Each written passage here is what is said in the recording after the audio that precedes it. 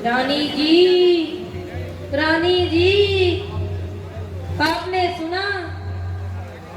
भरत जी ननिहाल से लौट आए हैं। आ गए हैं?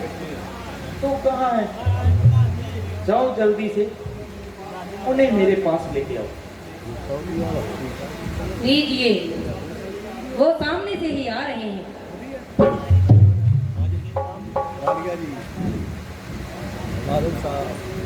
आ गए मेरे लाल। माता जी प्रणाम। बेटा बेटा तुमने ननिहाल में इतने दिन लगा दिए। कहो तुम्हारे नाना मामा तो राजी खुशी है? हाँ माता जी, सब तरह से कुशल मंगल है, मगर मुझे अभी तक पिताजी के दर्शन नहीं हुए। वह कहाँ है?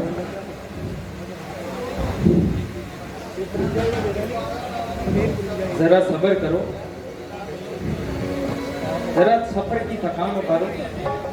धीरे धीरे सब हाल मालूम हो जाएगा। मेरी थकान तो पिताजी के दर्शन करते ही उतर जाएगी। बेटा बेटा पहले कुछ खा पी लो, फिर धीरे धीरे सब मालूम हो जाएगा।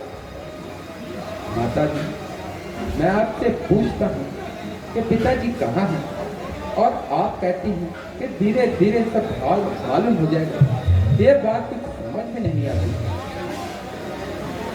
बेटा कहती तो हूँ कि धीरे धीरे सब मालूम हो जाएगा।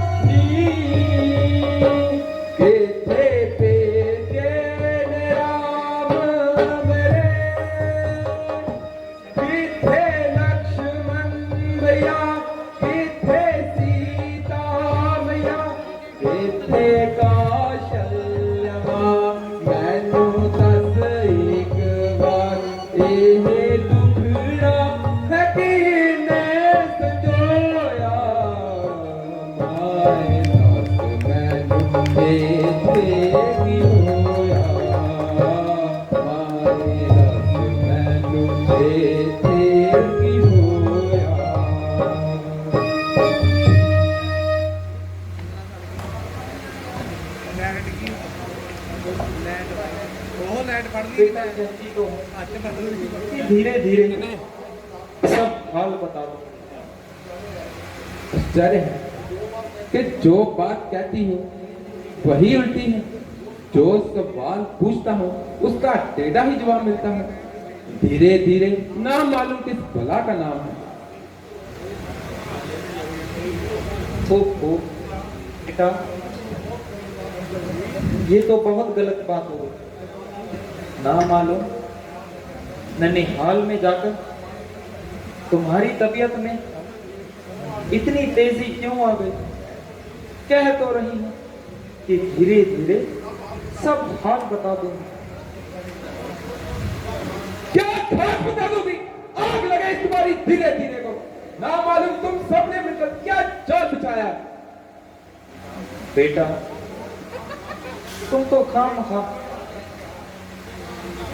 बल चढ़ रहा हूं। मैं कह तो रही हूं कि धीरे धीरे सब बता दूंगी। फिर वही धीरे धीरे की महारानी। हाँ माता, अगर अब की दफा ये लफ्ज मुंह से निकाला मैं फौरन अपने आप को हिला कर डालूंगा। जल्दी बताओ पिताजी कहाँ है? बेटा अफसोस कि तुम्हारे पिताजी स्वर्ग सिधार गए। ओए पिताजी, ओए पिताजी,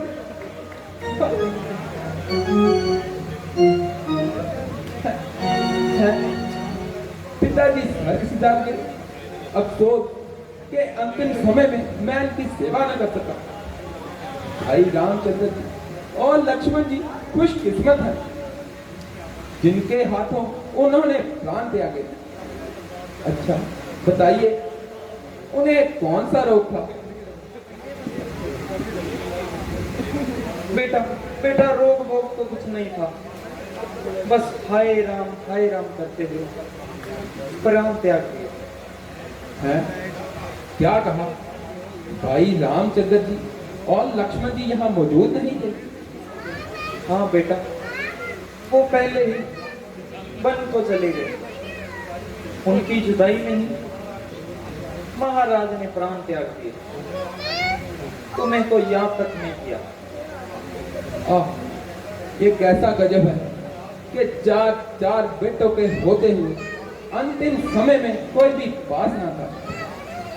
भाई रामचंद्र जी ऐसा कौन सा कसूर किया जो वन जाने को तैयार हो गए? बेटा असल बात यूं है कि महाराज ने रामचंद्र को तिलक देने की तैयारी की थी। मुझे ये खबर ना थी। भला भला बेचारी मंत्रा का, इसने ही मुझे सारे हाल से अदा किया। मैंने किसी समय महाराज से 2 बार पूरे करवाने का इकरार किया हुआ था। इस मौके को गनीमत जान मैंने दोनों वचन पूरे करवाने के लिए उन्हें मजबूर किया। राम के लिए 14 वर्ष वनवास और तुम्हारे लिए राज्य। अगरचे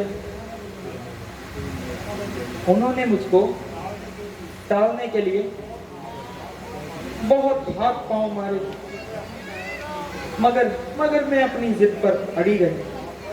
आखिर उन्हें राम को वनवास भेजना पड़ा और लक्ष्मण और सीता भी उनके साथ ही चले गए।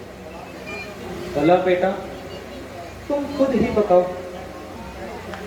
कि मैं कैसे सहन करती कि रामचंद्र राज कर और मेरा बेटा मारा मारा फिरे।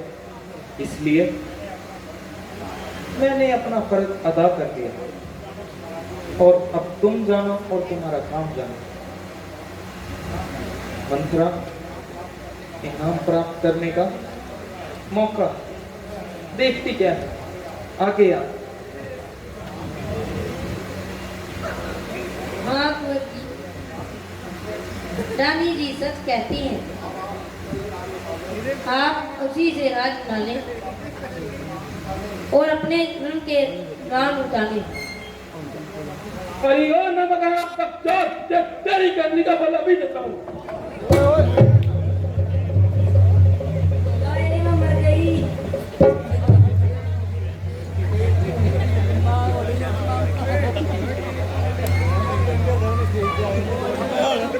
नहीं भाई औरत पर हाथ उठा के अपने कुल को दाग मत लगाओ। भाई जो कुछ होना था तो हो गया। हमने अपनी किस्मत को ढूंढा था तो रो लिया। अब तुम अपनी तबीयत को संभालो। औरत पर हाथ उठा के अपने कुल को दाग मत लगाओ। ओ बदबख्त, बदजात, यहाँ से कफूर हो जा, मेरी आंखों से दूर हो जा।